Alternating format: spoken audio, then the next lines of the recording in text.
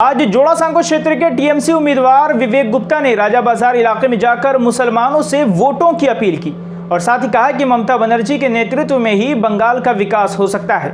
दरअसल बंगाल में 6 चरणों का चुनाव हो चुका है और 7वें चरण के लिए प्रचार जोरों पर है। 7वें चरण के चुनाव से पहले आज आखिरी जुमा है। इसी के मद्देनजर विवेक गुप्ता ने ये कैंपेनिंग की है। उनके लिए हम यही कहेंगे कि पश्चिम बंगाल एक ऐसा देश है जहां दीदी ने उनको हमेशा अपने बराबर रखा है, हमेशा उनके साथ कदम से कदम मिला के चला, उनकी सारी ज़रूरतें तकलीफ़ों को ऊपर रख के उसके लिए सबके लिए काम किया है।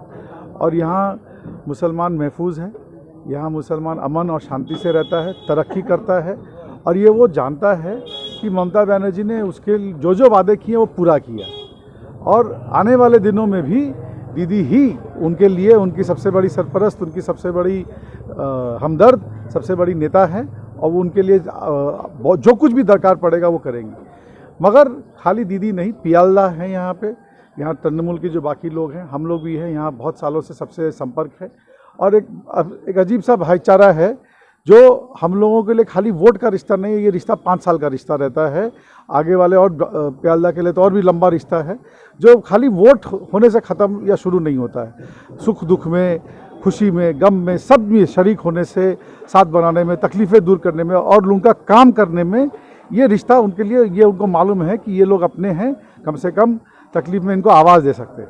आपका मुकाबला किससे है, बीजेपी से या संयुक्त मोर्चा के कैंडिडेट? हमारा मुकाबला अभी तो फ़िलहाल कोरोना से हो गया है, क्योंकि कोरोना ने देखिए जो हमारे पूरे शेड्यूल को अस्त व्यस्त कर दिया। अभी भी हमारे पास करीब 4 दिन का कैंपेनिंग बाकी था, बट जैसा कि हमारे दल ने फैसला किया है कि हम लोग सब तरह का रोड शोज़ ये सारा बंद कर देंगे और पब्लिक मीटिंग कोरोना के कारण, मैंने भी अभी सिर्फ आपसे बात करने के लिए मास्क उतारा है, बट पब्लिक मीटिंग सारा हम लोग को कम करना पड़ रहा है क्योंकि कोरोना बहुत ज़ोर से फैल रहा है।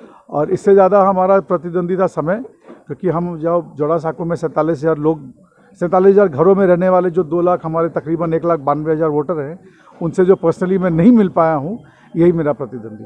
बाकी अगर जो आप कांग्रेस और बीजेपी की तरफ अगर इशारा करें तो उनको तो 2 दिन पहले मैंने चुनौती दी थी खुले डिबेट के लिए। मैंने उनको कहा था मौका तुम्हारा, समय तुम्हारा, जगह तुम्हारी, मुद्दे तुम्हारे, आ जाओ खुल के बात करें ताकि जोड़ा सांको के लोगों को दूध का दूध, पानी का पानी दिखाई दे जाए।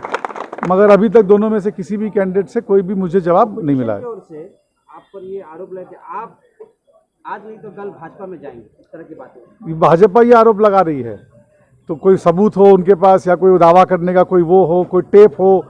अपोजिशन तो कम से कम टेप, भाजपा तो कम से कम टेप देने में भी एक्सपर्ट है। कोई टेप ही बजा दे हमारा, कोई फोटो दिखा दे, कहीं कुछ तो दिखाए, कहीं तो कुछ तो करे। देखिए क्या है, भाजपा मतलब बौखलाया हुआ, अभी बौखला गई है वो, उनको कोई मुद्दे नहीं समझ में आ रहे। देखिए अशफाक भाई, आपकी तरह हम भी पत्रकार हैं, हमारे पत्रकारिता जीवन में हम लोग बहुत सारे लोगों से अपने पास्ट में मिलना जुलना, दुआ सलाम सब रहता है, बट हम लोग मन से, तन से दीदी करते।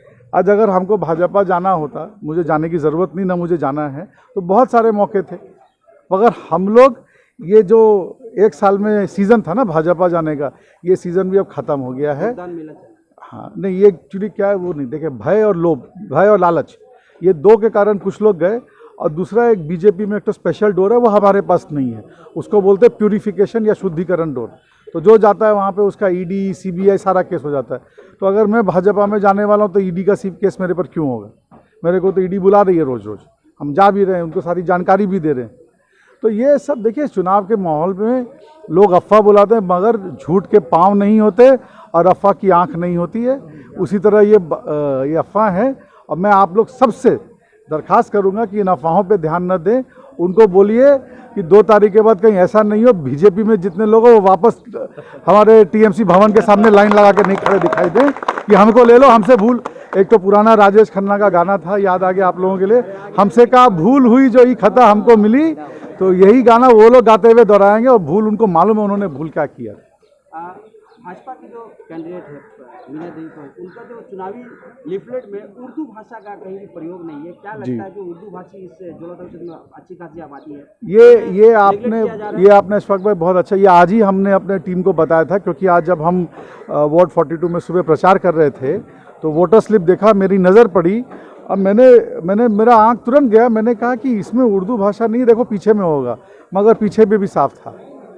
तो उर्दू भाषा को, या ऐसा कहें कि हमारे जो मैं इसको धार्मिक रूप नहीं देना चाहता हूँ, मगर भाजपा का मुसलमानों के प्रति क्या रुख रहता है ये सब जानते हैं, इसको बोलने की ज़रूरत नहीं है। तो ये उन्होंने वोटर स्लिप में भी अपना साबित कर दिया कि भैया हमको एक ही समुदाय से काम मतलब है, हमको ये जो जोड़ा साकू मिनी इंडिया है, हमको इसमें बाकी लोगों से कोई लेना देना नहीं। जोड़ा साकू के लोगों से क्या अपील करेंगे? मैं जोड़ा साकू के लोगों से ये अपील करूंगा कि पूरा सेफ्टी बरतते हुए, कोरोना का सारा प्रिकॉशन लेते हुए 29 तारीख को जरूर घर से निकले, वोट दें और 4 नंबर बटन को इतना जोर से दबाएं कि यहाँ से लेके गूंज पूरे भारत में सुनाई दे। पिछला बार जितना गोल दिया उससे भी थोड़ा ज़्यादा गोल देंगे। क्या लगता है जोड़ा साकू का इस लड़ाई में आपका वार्ड का कितना अहम रोल रहेगा? देखिए, एक पॉलिटिशियन होने के नाते ये बात बोलना सही नहीं है, क्योंकि जोड़ा साकू क्षेत्र में 11 वार्ड्स, हो सकता है मेरा वार्ड कुछ पावरफुल है, जो हम लोग का यहाँ पे हर रोज़ काम, आदमी से मिलना झुलना, सबसे साथ निभाना है बोल के हम लोग थोड़ी सी एडवांटेज में हूँ। लेकिन मेरा वार्ड तो श्योर एक फैक्टर बन के रहेंगे जब तक हम लोग है इस वार्ड पे। 37 ward always is a factor.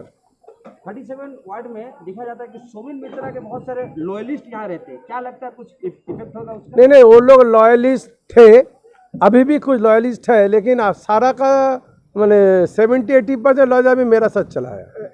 जी अशफाक भाई, खाली आपको एक बात बता दें, शिखा दी जो सोमेंदा की वाइफ हैं, उन्होंने खुद पब्लिकली टीवी में कहा था कि हम भी चाहते हैं कि इस बार पश्चिम बंगाल में दीदी जीत के आए।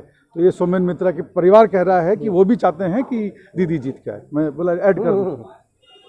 लास्ट टाइम जोड़ा साकू का जीत में वार्ड 37 बहुत बड़ा रोल प्ले किया। हाँ, इस बार क्या? 3640 वोट। देखिए, अगर वो बात अगर आप बोलो तो हरते हरते पूरा हम लोग इधर जब पहुँचे, इधर में लेवल हुआ, 38 में थोड़ा उठा, 39-43 जीत।